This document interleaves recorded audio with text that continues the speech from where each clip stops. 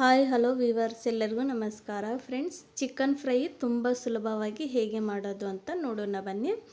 ನಾನು ಅರ್ಧ KG chicken ತೊಗೊಂಡಿದ್ದೀನಿ. ನೀಟಾಗಿ ತೊಳೆದು ಇಟ್ಕೋಬೇಕು. ಒಂದು ಕಡಾಯಿನ ಸ್ಟವ್ ಮೇಲೆ ಇಟ್ಕೊಂಡು ಎಣ್ಣೆ ಹಾಕ್ಕೋಬೇಕು. ಎಣ್ಣೆ ಕಾದ ನಂತರ ಈ ಚಿಕನ್ನ ಇದರಲ್ಲಿ ಹಾಕ್ಕೊಂಡು ಚೆನ್ನಾಗಿ ಕಲಿಸ್ಕೊಂಡು ಫ್ರೈ ಮಾಡಬೇಕು. ನಂತರ ಇದಕ್ಕೆ ಸ್ವಲ್ಪ ಅರಿಶಿನ ಪುಡಿ, ರುಚಿಗೆ ತಕ್ಕಷ್ಟು ಉಪ್ಪು, ಹಾಗೆ ರುಚಿಗೆ ತಕ್ಕಷ್ಟು ಖಾರದ ಪುಡಿ ಹಾಕ್ಕೊಂಡು ಚೆನ್ನಾಗಿ ಕಲಿಸ್ಕೋಬೇಕು.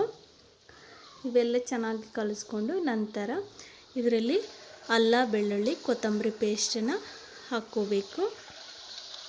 ಹಾಗೆ ಇದರಲ್ಲಿ ಸ್ವಲ್ಪ ಗರಂ ಮಸಾಲ ಪುಡಿ, ಸ್ವಲ್ಪ ಚಿಕನ್ ಮಸಾಲ ಪುಡಿನ ಹಾಕ್ಕೊಂಡು ಚೆನ್ನಾಗಿ ಕಲಿಸ್ಕೋಬೇಕು. ಫ್ರೆಂಡ್ಸ್, ನೀವು ಸಬ್ಸ್ಕ್ರೈಬ್ ಮಾಡಿಕೊಳ್ಳೋದು ಹಾಗೆ ನನ್ನ ಚಾನಲ್ನ ನೋಡ್ತಾ ಇದ್ದರೆ ಈಗಲೇ ಸಬ್ಸ್ಕ್ರೈಬ್ ಮಾಡ್ಕೊಳ್ಳಿ. ನಾನು ಅಪ್ಲೋಡ್ ಮಾಡುವ ಹೊಸ ವಿಡಿಯೋಗಳು ನಿಮಗೆ ನೋಟಿಫಿಕೇಷನ್ ಮೂಲಕ ಬರುತ್ತೆ.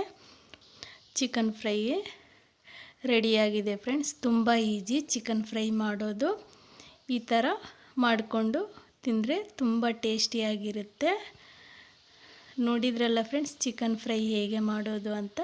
ನಿಮಗೆ ಈ ವಿಡಿಯೋ ಇಷ್ಟ ಆಗಿದ್ರೆ ಲೈಕ್ ಮಾಡಿ, ಶೇರ್ ಮಾಡಿ. Bye friends.